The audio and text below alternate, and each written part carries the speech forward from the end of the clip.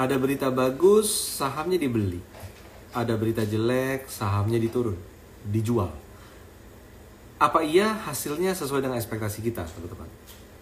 Karena banyak banget kita ngeliat para trader itu kalau beli saham itu nunggu berita. Jadi nebak-nebak berita ada kayak gitu. Tapi yang lebih banyak adalah sebenarnya nunggu berita. Oh, berita bagus, beli. Berita jelek, jual. Nah, pertanyaannya adalah kalau dari pengalaman, apa iya kalau berita bagus tuh harga bisa naik? Nah, kalaupun naiknya itu seberapa singkat atau seberapa lama? Karena kalau kita lihat ada berita bagus, kita beli, naiknya cuma 5%, habis itu turun lagi, kenapa harus tunggu berita? Lalu kemudian, kalau kita nunggu berita jelek untuk jual saham, tapi sebelum berita jelek itu udah turun 20-30% harga sahamnya, baru muncul beritanya, ngapain kita nunggu berita? Itu kan yang menjadi masalah di sini. Kita mencoba untuk bisa menebak pergerakan harga saham dengan menggunakan berita. Nah, sebelum kita lanjut lebih mendalam, jadi sebenarnya ada satu poin yang kita harus pegang prinsipnya dalam kita melihat berita apa, teman-teman. Berita, tolong dijawab, teman-teman. Teman-teman tolong tulis kolom komen. Kalau ada kemalingan, yang muncul dulu adalah yang kejadian dulu, kemalingan dulu, atau beritanya dulu? Itu pertanyaan penting. Dan jawaban Anda akan menentukan strateginya ngapain. Jadi kalau ada kemalingan, yang muncul itu kemalingannya dulu, yang kejadian, atau beritanya dulu. Nah, kalau kita beli saham karena berita, maka kita berekspektasi apa? Ada berita dulu muncul bahwa nanti malam ada rumah yang kemalingan, dan terjadilah kemalingan tersebut. Kan gitu kan? Nah, dari Mbak Nabila bilang kemalingan dulu, Pak Karundeng bilang kemalingan dulu, Pak Eko juga bilang kemalingan dulu. Nah, Bu Lili juga bilang nih, kemalingan dulu. Jadi pada dasarnya, kalau kita menunggu-nunggu berita atau kita trading menggunakan berita, maka kita harus ngerti dulu, jawaban kita itu menentukan tingkat logis tidaknya kita gitu loh. Jadi kalau kita menjawab beritanya dulu baru kemalingan, jadi pada dasarnya beli saham tunggu berita dulu baru dibeli, itu agak nggak nyambung gitu loh. Itu agak nggak nyambung. Karena apa, teman-teman? Karena gini, misalnya ada berita sebuah perusahaan ini kuartal 1 nih ya, kuartal 1 laba perusahaan naik 20%. Wow, hebat banget. Q on Q naik 20%. Saya beli deh. Nah, apakah itu naik? Jangan-jangan sebelum berita itu keluar, harga udah naik dulu. Lebih banyak yang mana, teman-teman? Lebih banyak kalau beritanya benar-benar solid, bagus gitu ya. Harga udah naik dulu, baru muncul berita. Kok bisa? Mungkin teman-teman langsung berpikir, bandar nih, dikit-dikit bandar. Atau insider nih, dikit-dikit insider. Wah, pokoknya nggak adil deh pasar modal lah. Pokoknya kita mah cuman ya dikacangin aja gitu lah. No, gini, kalau sebuah perusahaan labanya naik 20% misalnya, siapa yang tahu duluan? Mungkin rekan bisnisnya ngegolf bareng. Lu happy banget muka lu. Iya nih, gila nih, tahun itu lagi bagus banget, kuartal lagi bagus banget. Oh gitu ya, bisnis lagi bagus. Iya bagus banget, gila, gue udah bisa naik 20% dari yang kemarin, tahun lalu. Nah, boleh juga nih beli gitu. Bukan manajemennya yang beli, bukan direktur beli, tapi orang lain. Atau kalau enggak, lagi ngobrol-ngobrol, yang beli siapa? Yang beli pas lagi ngegolf, KD-nya yang beli. Kalau dia ngerti pasar modal, kalau dia ngerti, dia aware dengan hal itu. Atau misalnya siapa? Misalnya suppliernya. Biasanya perusahaan ini ngorder barang ke kita itu 1000 ton. Ini udah dari Januari, Februari, Maret 1200 ton terus. Kayak gitu. Nah, itu bukan orang dalam loh. Oke? Itu bukan orang dalam. Ya enggak? Ya kan? Supplier yang biasanya ngirim 1000 ton jadi 1200 ton. Itu orang dalam? Kagak. Kalau dia peka dan dia punya akses ke pasar modal, ya dia beli sahamnya. Lagi bagus nih, harga juga lagi belum naik-naik nih, dibeli. Atau kalau nggak apa, sopirnya, sopir ekspedisinya, sopir yang nganter barang 1000 ton itu, 1200 ton itu. Gila, gue tiap hari dulu sehari 2 kali bolak-balik ke perusahaan ini. Sekarang sehari bisa 3 kali nganternya. Wah gila, capek juga ya. Kalau dia peka dan dia punya akses ke pasar modal, ya dia beli perusahaannya. Kan gitu teman-teman. Kan gitu. Ini bukan istilah bandar, orang dalam, insider, kayak gitu. Kita jangan pikirin di sana dulu. Karena kalau kita terlalu jauh mikir ke sana, artinya lebih baik nggak usah trading. Kenapa? Ya karena kita bukan orang dalam, ngapain gue trading? Kalau kita berpikir bahwa nanti ada insider lah, ada bandar segala macam, dan Anda tetap trading, ya kita judi namanya. Kita udah tahu nggak bisa, tapi kita tetap trading. Setuju nggak? Di sana. Itu konsepnya teman-teman. Itu konsepnya. Jadi suppliernya bisa tahu lebih dulu. Sopir suppliernya bisa tahu lebih dulu. Bisa seperti itu. Ya kan? Atau misalnya satpam di lokasi, bukan di pabriknya. Kan nggak mau ngomong insider. Tapi lokasi di mana? Di kompleks industrinya. Ini dari ekspedisi ini selalu laporannya ke PTA. Ini kok jadi sering banget yang nganter ya? Wih, jadi sering banget yang nganter ya? Kayak gitu. Tahu lebih dulu. Insider? Kagak. Bandar? Kagak. Kalau mereka peka, dan mereka punya akses ke pasar modal, mereka pasti akan beli duluan. Di sana. Jadi, lapangan tahu lebih dulu, teman-teman. Lapangan tahu lebih dulu. Kita di mana? Kita di kantoran. Kita di belakang laptop. Kita di meja. Atau kita di toko. Kita nggak di lapangan, teman-teman. Kita nggak di lapangan. Ujung-ujungnya apa? Ya kita kurang peka. Kan di sana. Sama seperti contoh kita bicara mengenai perusahaan yang omsetnya menurun. Sebuah perusahaan consumer goods misalnya gitu ya. Omsetnya menurun nih. Udah 4 tahun turun terus. Yang bakal tahu lebih dulu siapa sih teman-teman? Direkturnya, kagak. Kita mau ngomong insider nih. Direktur utamanya tahu bahwa kinerja turun lebih jelek daripada tahun lalu. Bukan mereka yang tahu lebih dulu. Direktur keuangan tahu lebih dulu. Kagak. Marketingnya, salesnya tahu lebih dulu. Kagak. Karena di awal sebelum penurunan, mereka ngirim barang sesuai dengan proyeksi pertumbuhan. Totonya nggak laku. Kok kurang ya? Jualannya ya? Kok kurang ya? Yang tahu lebih dulu siapa? Kasirnya. Kasirnya Indomaret, kasirnya Alfamart, kasirnya Range Market, kasirnya toko-toko itu. Kalau kasirnya peka dan punya akses di pasar modal, dia mungkin berpikir, biasanya kalau ada ibu-ibu yang belanja, pasti dia beli shampoo A, gosok gigi, sikat odol A, gitu kan, sabun A. Ini kenapa yang saya scan itu kok jadi makin dikit ya? Di sana. Kok makin dikit ya? Dan kalau mereka peka dan nggak overthinking.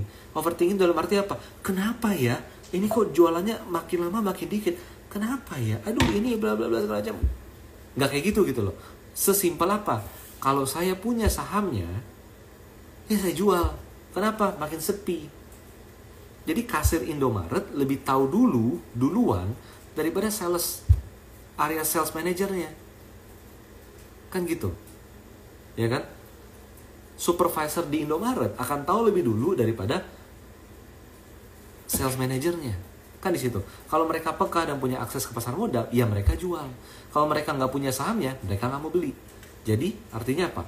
Hukum ekonomi, kalau tidak ada yang mau beli atau sedikit yang mau beli, tapi ada yang mau jual karena dia nggak bagus, ya harga akan turun terus. Nah, kalau teman-teman menunggu laporan kuartalan, ya enggak, laporan keuangan 3 bulan lagi, orang udah jual duluan. Siapa yang jual duluan? Orang lapangan atau orang kantoran yang ngerti lapangan. Kan di sana teman-teman. Oke, bandar enggak? Bukan. Masa kasir Indomaret itu bandar? Ya kan? Insider bukan? Ya bukan. Supervisornya minimarket itu juga masa dibilang insider? Enggak gitu loh. Jadi yang tahu lapangan lebih dulu yang tahu informasi lebih dulu. Itu di sana, teman-teman. Nah, sekarang pertanyaannya. Kalau kita beli saham, tunggu berita bagus dulu.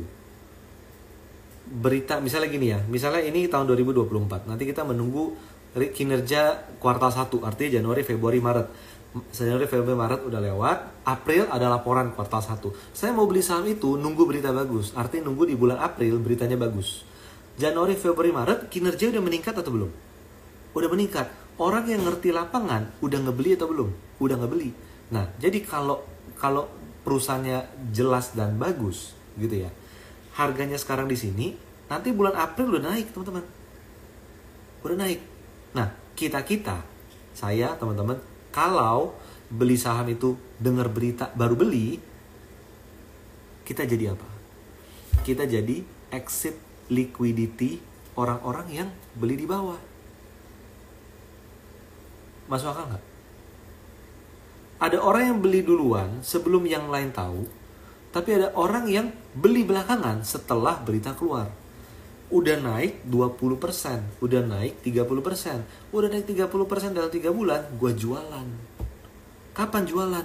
Ketika banyak orang mau beli, ketika bidnya tebel. Kapan bidnya tebel? Ya ketika kita yang kalau beli pakai berita, mulai beli. Dan mereka udah kira-kira tahu, nanti aja tunggu public expose. Banyak kok orang yang beli pakai berita. Teman-teman, banyak nggak dari Anda semua yang kalau beli nunggu berita? Atau dengar berita langsung latah ngebeli? Hati-hati. Ini bukan berarti tidak bisa untung, bukan. Bisa jadi tetap untung.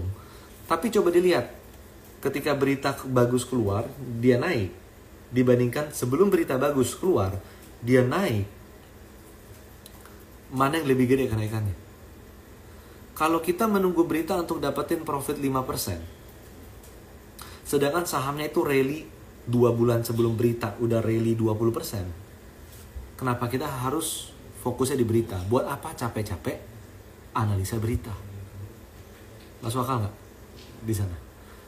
Sebaliknya,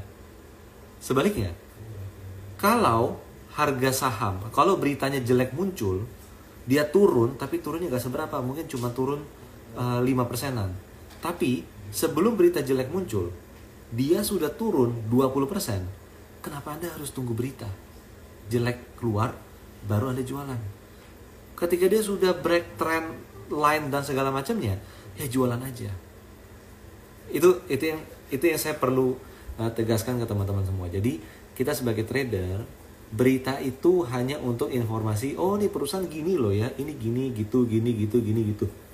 Tapi jangan sampai decision making kita berdasarkan berita.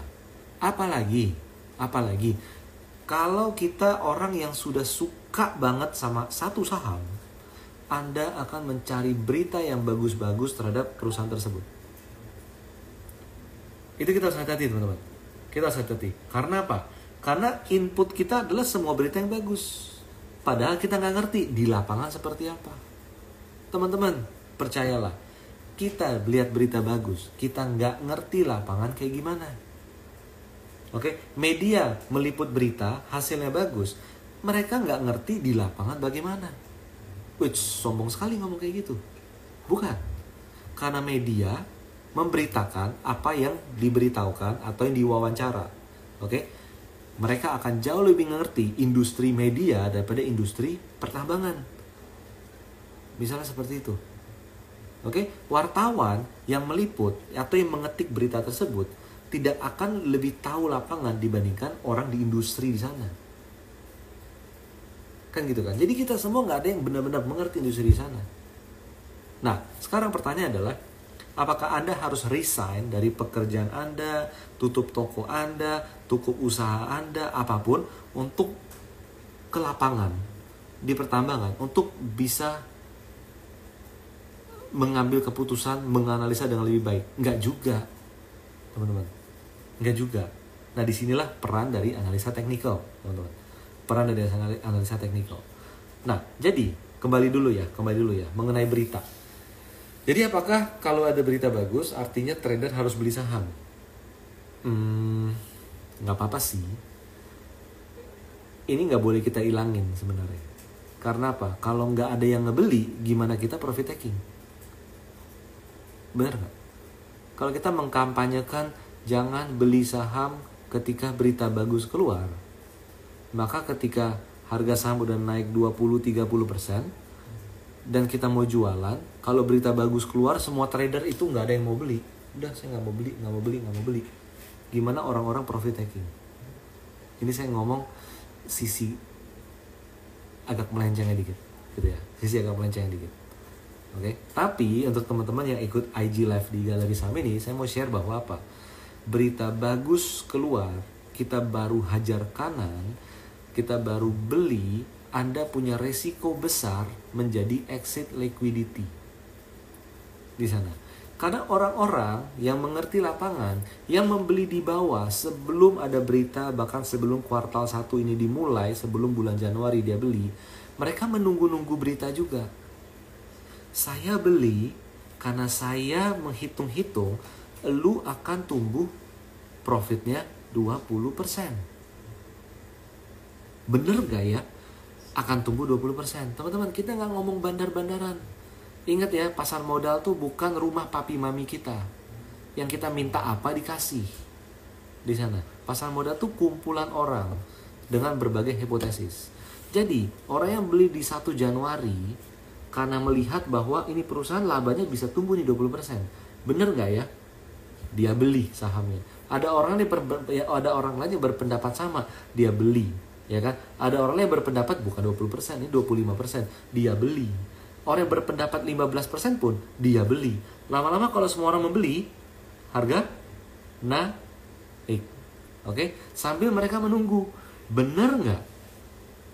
Hitungan saya ini naik 20%. Kita harus tunggu 1 kuartal jalan. Kita harus tunggu 1 kuartal jalan. Ujung-ujungnya kita harus tunggu kapan? Tunggu public expose, tunggu laporan keuangan kuartal 1. Nah, kalau ternyata benar sampai, mereka udah beli di bawah. Apakah ketika benar nih sampai, apakah mereka beli lagi? Ya enggak. Mereka jualan. Bandar? Kagak. Orang lapangan. Atau perusahaan yang banyak orang lapangannya. Insider? Enggak juga. Teman-teman, direktur, manajemen, dan lain-lain setiap hari kerjanya adalah kerja. Bukan update Instagram, gue lagi meeting nih sama bos besar si A, sama bos besar si B, segala macam. Nih lihat, gue lagi mau signing pembangunan pabrik baru dan lain segala macamnya. Guys, kalau manajer kayak gitu, itu udah dipecat kali di sana gitu loh. Oke, kalau orang kerja itu benar, pasti nggak punya waktu terlalu banyak buat sosial media. Kalau orang terlalu banyak di sosial media, itu juga nggak akan punya waktu untuk kerja. Kita harus ngerti lah istilah seperti itu. Oke, jadi setiap pihak di dalam perusahaan, kalau perusahaan itu benar, kalau manajemennya benar, GCG-nya benar, ownernya benar, mereka akan fokus pada kerja di sana. Pak, ada wartawan nih mau wawancara. Aduh, gue nggak punya waktu. Pak, lusa ditanya nih dari media ini, boleh nggak diwawancara? Gila, gue nggak punya waktu. Gue ada meeting A, meeting B, meeting C, ada kerja ini segala macem, nggak ada waktu. Di situ, nggak ada waktu. Ya kan? Nanti aja mereka mau tahu apa? Nanti tunggu public expose aja. Kayak gitu teman-teman. Oke? Jadi hidup itu corporate life tidak sesederhana di sosial media. Nah, balik lagi. Sekarang saya mau tanya balik lagi. Jadi ketika kita melihat berita, kita harus menjawab ini dengan tepat. Ketika ada pembunuhan, yang terjadi adalah pembunuhannya dulu atau beritanya dulu. Oke? Kalau Anda jawab beritanya dulu, belilah saham ketika berita bagus muncul. Oke? Kalau Anda menjawab pembunuhannya dulu, maka jangan beli saham ketika berita bagus muncul. Belinya sebelumnya. Ketika ada pernikahan, yang terjadi adalah pernikahan dulu atau beritanya dulu. Yang terjadi, nah pernikahan lebih menarik nih. Ketika ada pernikahan, yang terjadi apa? Persiapannya dulu atau bagi undangannya dulu? Yang mana yo? Siapa nih yang udah punya cincin nikah tapi belum ada pasangan?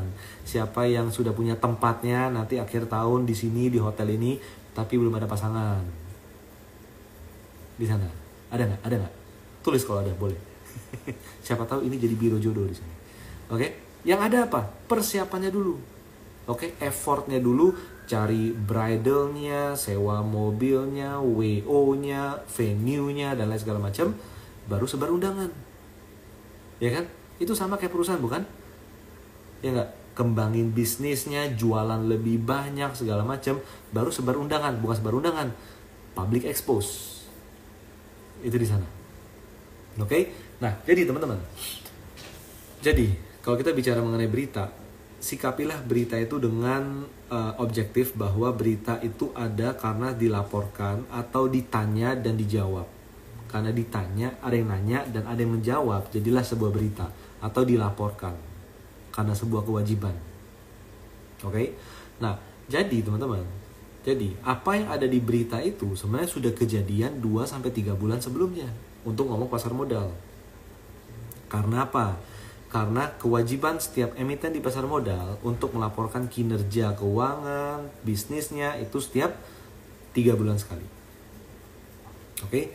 Jadi, dalam waktu 3 bulan, apapun bisa terjadi. Kalau perusahaan ini kira-kira akan membaik, lebih baik dari sebelumnya, maka dia dalam 3 bulan bisa jadi naik terus. Kalau perusahaan ini kira-kira akan lebih buruk dari sebelumnya, maka dalam 2-3 bulan sebelum public expose, dia bisa turun duluan. Tapi kalau saham ini biasa-biasa aja, ya biasa-biasa aja, di bisnis ada yang beli, jual, segala macam, biasa aja gitu ya. Ya harga akan biasa-biasa aja dalam 2-3 bulan. Nah, itulah kenapa teman-teman coba perhatikan. Kalau ada saham yang rally, uptrend, rally terus, naik turun tapi ya, jangan yang hijau terus ya. Tapi naik turun. Oke, perhatiin. Saham yang rally biasanya kalau rally-nya itu solid, coba perhatiin di sini. 2-3 bulan. Rally-nya. Setelah 2-3 bulan, dia udah istirahat, bahkan koreksi. Coba deh perhatiin. Saham yang bearish juga. Yang bearish turun, biasanya 2-3 bulan, habis itu dia sideways dulu. Rebound dulu. Bukan berarti naik, bukan. Tapi dia rebound dulu. Teman-teman, coba habis IG Live ini, coba dicek saham-saham yang Anda lagi pantau. Perhatikan historisnya. Kalau dia rally, berapa lama? Perhatiin deh, 2-3 bulan. Oke? Nah, jadi teman-teman, buat apa capek-capek analisa berita? Jangan capek-capek analisa berita di sana. Kecuali Anda adalah 2 orang ini. Siapa aja itu? 2 orang ini. Pertama, Anda adalah pemegang saham jangka panjang minoritas. Itu yang pertama. Yang layak memantau berita. Karena Anda beli saham ini udah 5 tahun yang lalu, udah disimpan, dan Anda mengandalkan saham perusahaan ini untuk misalnya dividen tahunan di sana, maka Anda butuh berita untuk mendapatkan perkembangannya. Saya udah simpan kamu 5 tahun, dalam 5 tahun saya udah dapat dividen bagus, setiap tahun bagus, saya mau simpan terus selama yang memungkinkan saya bisa simpan. Saya mau tahu kamu udah ngapain aja di sana. Karena pemegang investor jangka panjang minoritas di perusahaan tersebut, dia bukan karyawan perusahaan tersebut, dia bukan direktur perusahaan tersebut, ya kan? Padahal pemegang saham, ya memang begitulah kondisinya di sana. Oke? Nah, jadi gimana cara dia untuk bisa tahu perkembangan perusahaan tersebut? Apakah Anda misalnya pemegang saham jangka panjang BCA, walaupun minoritas, Anda punya 1 lot, 1000 lot, 100.000 lot saham tersebut, Anda tetap minoritas. Apakah tiap hari Anda nungguin di lobi, nungguin direkturnya lewat, gimana bisnis kita, gimana ini kita? Gak mungkin, ya kan? Gak mungkin. Dimana kita bisa tahu perkembangan perusahaan tersebut? Oh, saudara saya ada yang kerja di perusahaan tersebut misalnya. Kita tanya terus setiap hari. Ya nggak bisa. di blog yang ada. Gue lagi kerja, lu telepon terus. Nggak mungkin kan? Nah, di sanalah public expose. Di sanalah berita.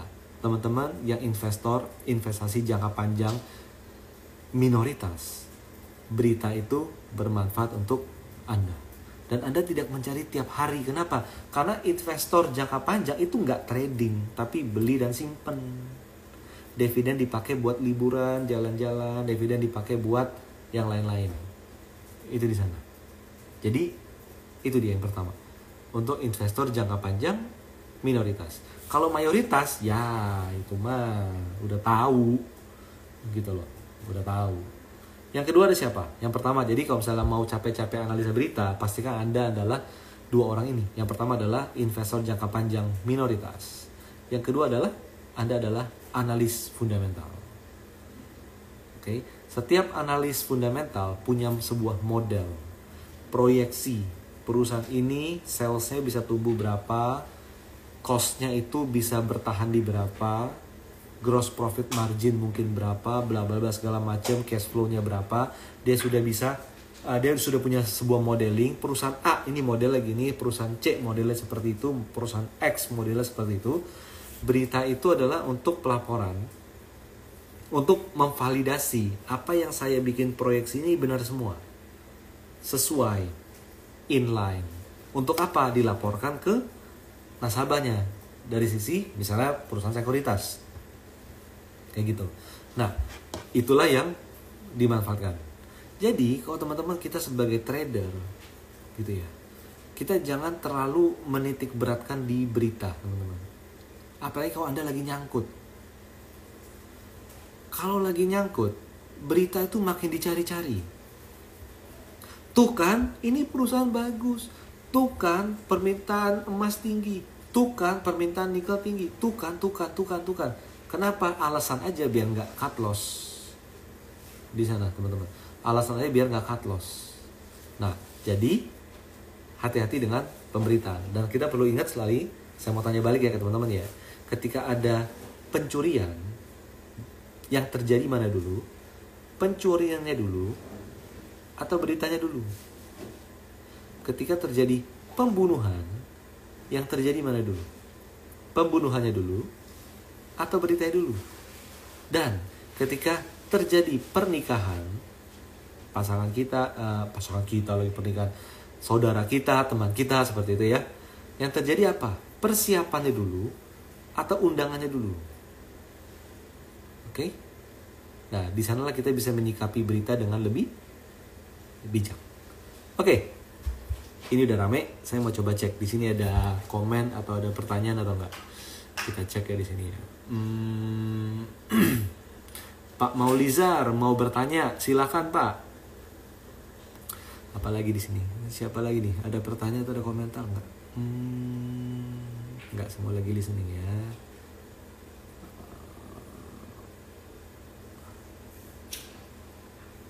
Ya, ada yang jawab. Nah ini pencuriannya dulu. Oke.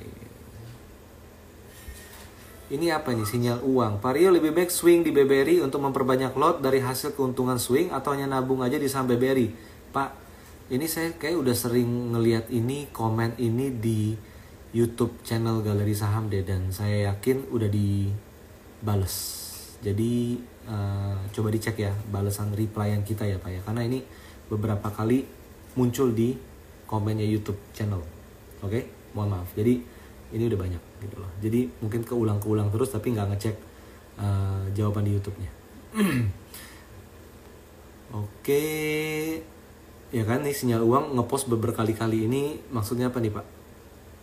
Tentang BBRI. Semoga bukan spam ya.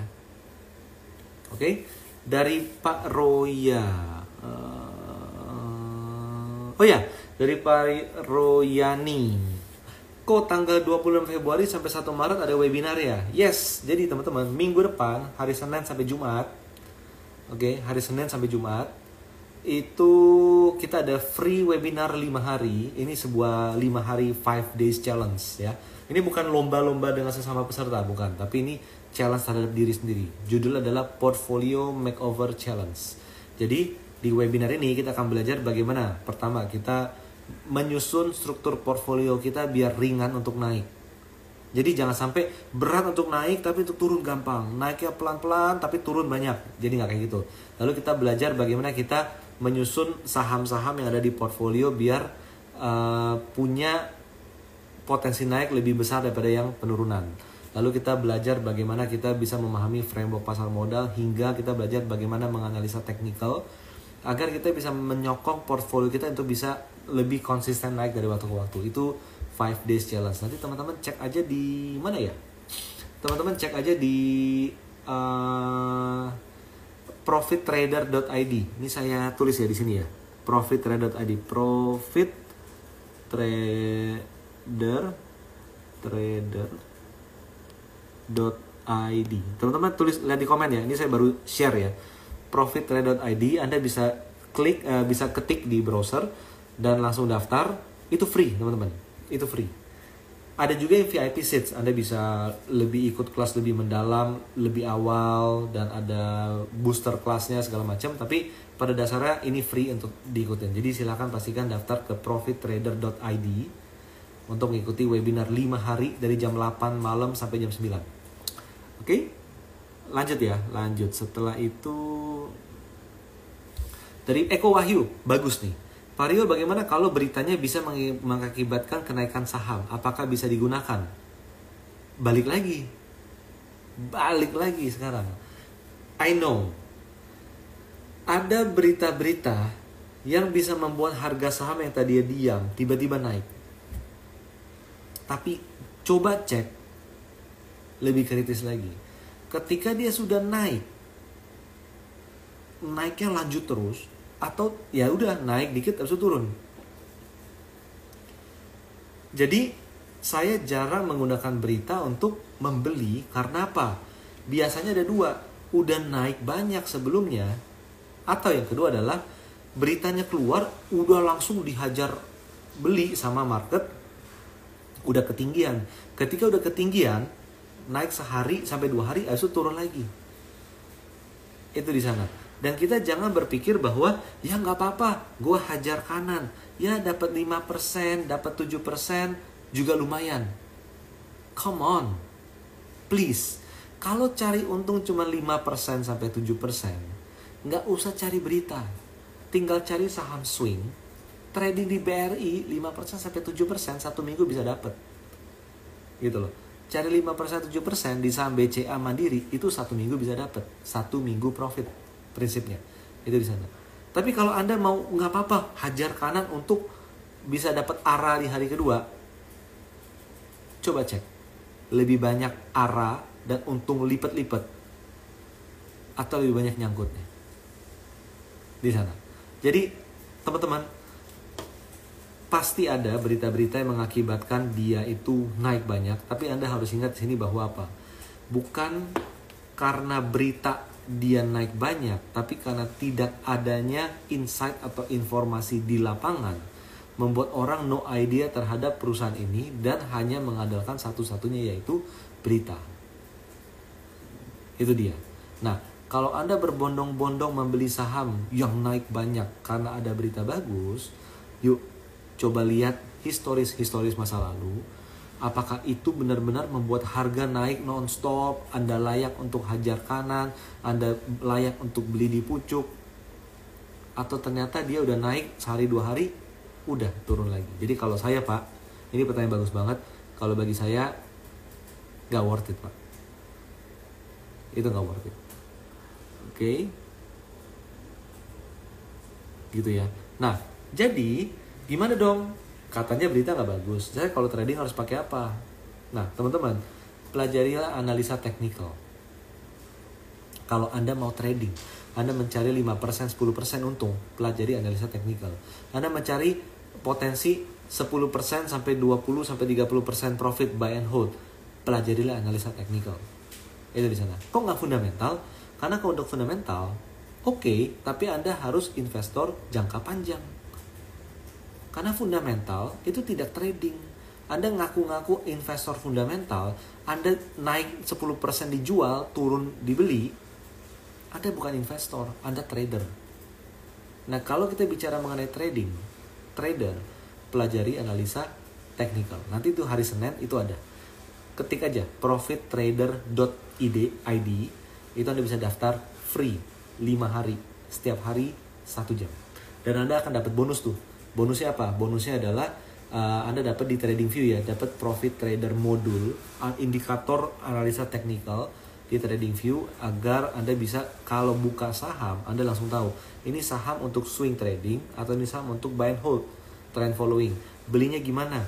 Jualnya gimana? Itu udah ada semua Profit Trader modul di TradingView Anda. Jadi kalau Anda daftar, semua orang, baik yang free gitu ya, yang free daftar pun itu akan dapat bonusnya itu 14 hari ke depan dari sejak webinar dimulai.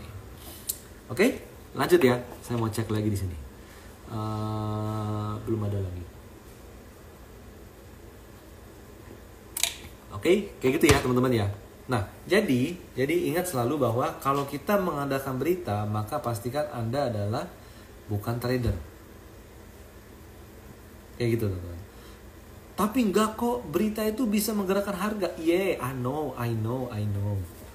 Tapi berapa sering Anda untung dari menggunakan berita? Wah, sering kok, sering. Untungnya berapa banyak?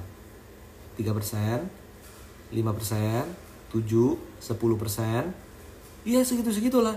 Ya ngapain pakai berita? Nggak ada berita pun harga saham naik turun kok. Kenapa? Buat apa capek-capek analisa berita? Kalau seperti itu.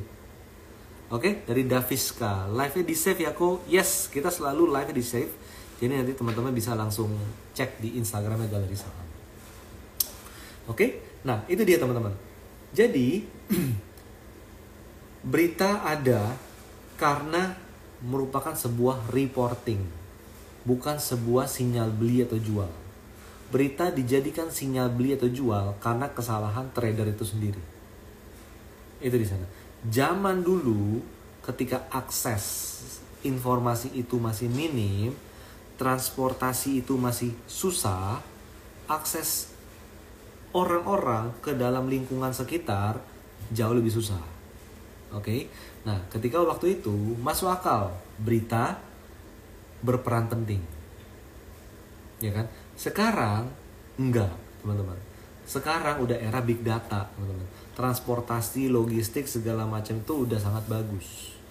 Kita bisa tahu lebih dengan gampang di lapangan seperti apa, teman-teman. Kita bisa tahu dengan gampang di sebelah sana lagi ngapain, situ lagi ngapain. Ya kan? Kita bisa tahu di Sumatera Barat ya, ada tikungan yang dahsyat tuh, apa sih, tikungan hijau apa itu ya, yang sampai mobil suka mundur-mundur. Kita bisa tahu berapa banyak mobil yang berhasil nanjak, berapa banyak yang mundur tanpa kita harus ke sana. Ada kan di YouTube kan? Kita udah tahu semua. Nah, ketika kita bisa tahu dan kita mengerti lapangan, kita nggak butuh berita, teman-teman. Kita nggak butuh berita. Apalagi perusahaan-perusahaan big investment company yang punya resource sangat banyak, yang punya banyak sumber informasi dari lapangan, bukan insider, teman-teman. Tapi memang lapangan gitu loh. Research, survei dan lain segala macam. Ya mereka berita adalah validasi di sana. Jadi berita ada dalam kondisi saat ini lebih cocok untuk dipakai sebagai input informasi dan validasi bagi kita sebagai investor jangka panjang minoritas. Minoritas ini bukan berarti apa-apa ya, tapi dalam arti apa? Anda kalau punya saham kurang dari 5%, kalau nama Anda belum mampu masuk ke dalam daftar pemegang saham publik, 5,01% namanya adalah Rio Rizaldi misalnya gitu ya. Kalau Anda belum sampai ke level sana, maka Anda masih disebut sebagai minoritas, pemegang saham minoritas, dan itu jangka panjang. Nah, di sanalah Anda butuh berita untuk tahu, untuk update. Ini perusahaan gimana? Ada nggak mungkin ojok-ojok beli saham BRI berapa? Nominalnya 10 miliar. Anda punya uang di 10 miliar nih. Gue punya 10 miliar men. Gue beli saham lu. Gue tiap hari boleh ke kantor lu. Wih, tunggu dulu. Nggak gitu juga. Oke? Nggak gitu juga caranya. Kalau gitu, gue kerja di tempat lu. Lu gaji gue. Wih, nggak gitu juga. Anda latar belakangnya perkebunan, punya uang 10M. beli saham BRI, tapi bukan berarti Anda punya kompetensi untuk kerja jadi karyawan BRI. Nggak bisa gitu juga dong, ya kan? Nggak bisa gitu juga. Nah, jadi teman-teman, jadi itulah fungsi dari berita. Nah, biasanya ngapain sih investor jangka panjang itu? Investor jangka panjang itu biasanya mereka membeli dan menyimpan saham untuk selama mungkin. Oke? Yang pertama adalah untuk menumbuhkan asetnya makin lama makin tinggi.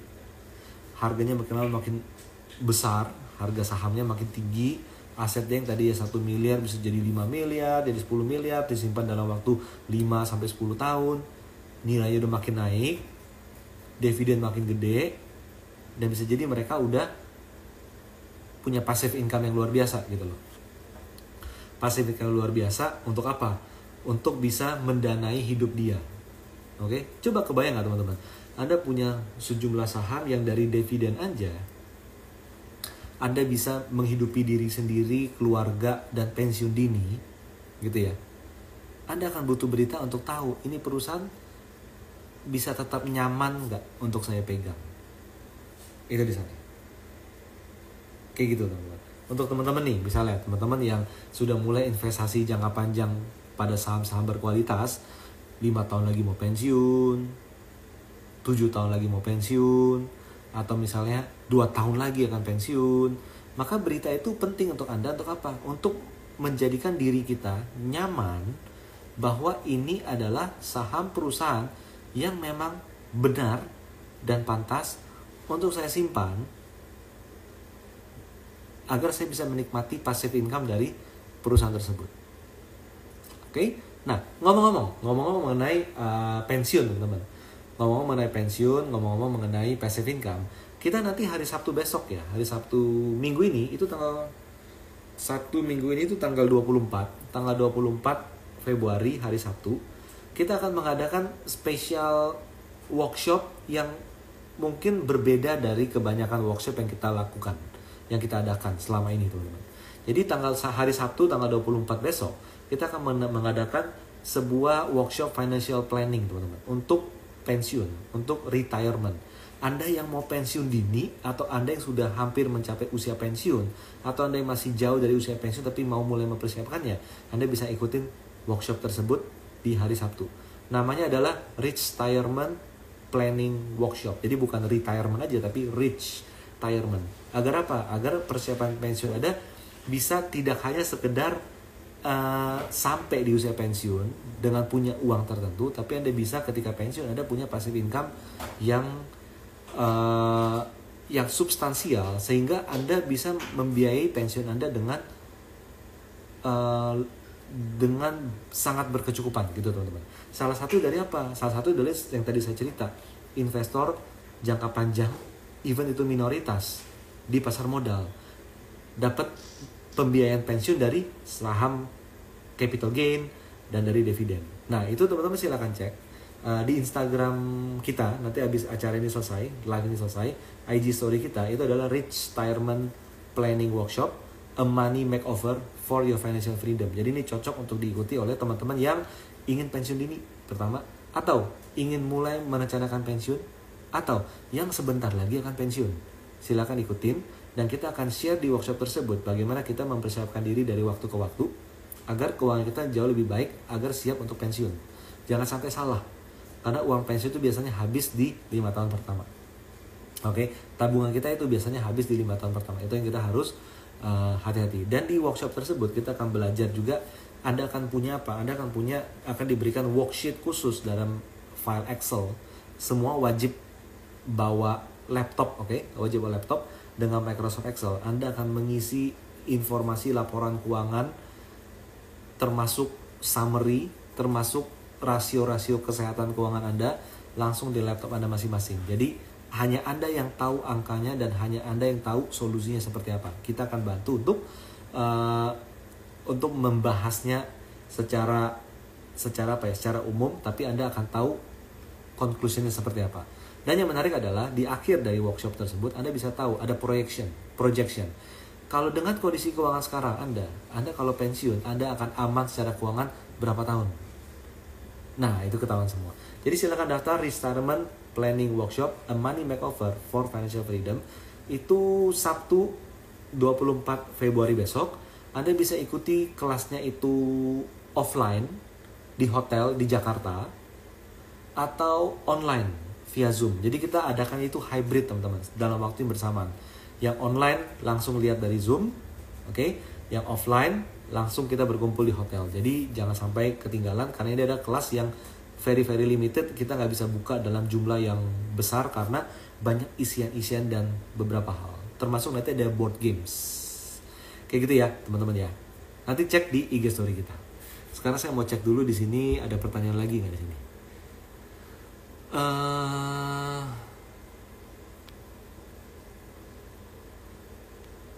Apalagi di sini ya. Dari Pak Muhammad, apakah yang terjadi kalau ada investor saham secara rajin menabung dan menambah lot saham secara per hari sebanyak 1 lot dari tanggal 1 sampai 30, contohnya ULTJ dan BRIS. Apa yang terjadi? Ya saham dia makin banyak.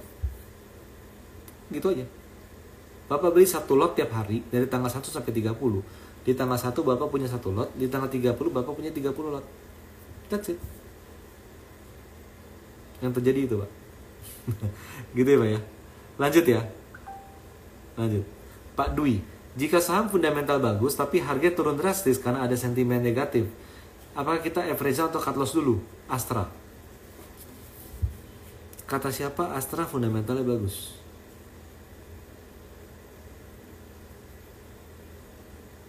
Yes, Astra fundamental bagus kok.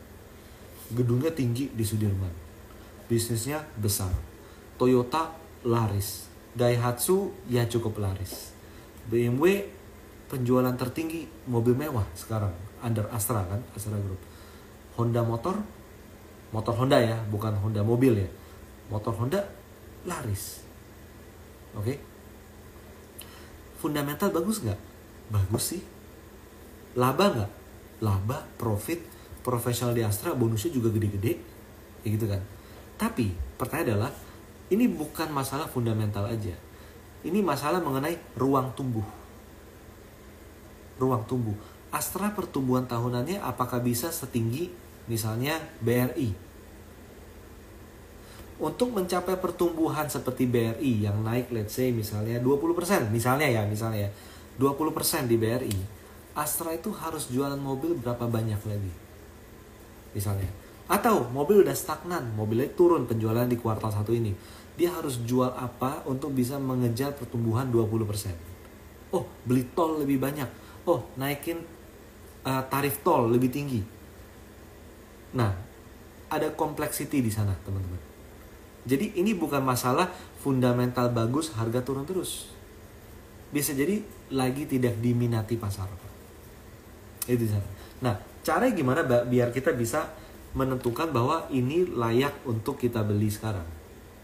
Pertama, pastikan Anda tahu laba bersih masih bisa tumbuh dari waktu ke waktu. Itu dulu. Jangan sampai jadi kayak Unilever. Oke? Jangan seperti kayak Unilever. Laba bersih bisa tumbuh dari waktu ke waktu dan dia bisa terus bagi dividen dengan rasio dividen payout ratio yang sama. Anda bisa hitung. Dengan dia bagi dividen di tahun ini, tahun depan, 2 tahun lagi, dengan harga sekarang yang saya beli, saya dapat dividen yield berapa? Kalau dividen yield saya lebih bagus atau sama bagus seperti kupon obligasi, mungkin Anda bisa berpikir untuk membeli sekarang. Tapi nggak bisa hanya dengan kalau fundamental bagus, harga turun terus, saya layak untuk beli atau enggak. Itu nggak bisa seperti itu. Semoga menjawab ya Pak ya. Semoga menjawab. Nah, hal ini akan kita pelajari juga di kelas Retirement Planning Workshop. Jadi kita nggak pernah bikin kelas fundamental, tapi khusus untuk di dalam Retirement Planning Workshop ini, kita mengulas fundamental untuk saham-saham yang layak diinvestasikan, bahkan diandalkan ketika pensiun. Oke, lanjut. Dari Pak Muhammad pertanyaan udah tadi ya. Beli 1 lot di tanggal 1 sampai 30, ya saham Anda akan bertambah dari 1 lot jadi 30 lot. Jawabannya seperti itu, Pak. Oke. Bu Yeni, apakah Unilever bagus buat jangka panjang? Bu, lihat pertumbuhan laba Unilever gimana. Turun terus dari waktu ke waktu. Jadi belum waktunya untuk bicara bagus untuk jangka panjang. Karena jangka pendeknya aja masih bermasalah. Itu di sana. Dulu Unilever sangat bagus, tapi kalah dalam persaingan. Di sana. Kalah dalam persaingan, produk-produk di marketplace, online itu lebih berhasil menggerus pasarnya Unilever. Jadi ya PR-nya besar, PR-nya besar banget. Kayak gitu ya. Lanjut ya di sini. Oke? Ya, itu dia teman-teman. Jadi kita ada 2 event besar. Ada 2 event besar. Yang pertama adalah minggu ini tanggal 24 Retirement Planning Workshop. Ini cocok untuk Anda ikuti kalau Anda ingin mempersiapkan pensiun lebih baik mau pensiun dini, sudah hampir pensiun, atau merencanakan pensiun lebih awal, atau Anda yang memang saya mah nggak mau pensiun tapi saya mau merencanakan keuangan lebih baik, saya punya keuangan yang lebih sehat dan saya punya multiple source of income yang lebih bagus. Anda layak untuk ikutan kelas ini. Harganya adalah 3,5 juta per orang. Khusus untuk teman-teman yang mendaftar hari ini. Jadi ini udah harga normal ya, 3,5 juta per orang ya. Khusus yang mau mendaftar malam ini, kita sedang buka slot khusus, hanya 10 slot. Jadi tinggal cek di Instagram dan klik link ya, hanya 10 slot. Itu Anda berhak mendapatkan tarif spesial, yaitu 2,5 juta saja. Jadi diskon 1 juta untuk teman-teman. Dari 3,5 jadi tinggal 2,5. Hanya sampai jam 12 malam ini teman-teman. Hanya sampai jam 12 malam. Jadi pastikan ada cek. Dan yang kedua adalah Portfolio Makeover Challenge 5 hari minggu depan. Itu akan diadakan dari hari Senin sampai Selasa. Tinggal cek aja profittrader.id. Oke. Lanjut ya dari Pak Karung Deng Bernard. Bagi member klub otomatis bisa ikut, harus daftar. Oh daftar Pak, harus daftar. Tapi untuk member galeri saham, untuk member Profit Trader ada offering tambahan. Nanti tinggal WhatsApp aja ke tim admin ya Pak ya. Tinggal WhatsApp ke tim admin. Sujinto, efek Toshiba gimana kok? Toshiba di mana? Jepang. Dia kenapa? Bangkrut. Lalu dengan Toshiba bangkrut, kita jadi nggak bisa makan? Enggak kan? Toshiba bangkrut, TV kita rusak semua? Kayaknya enggak. Toshiba bangkrut bikin apa? Toko elektronik kita jadi naik daun?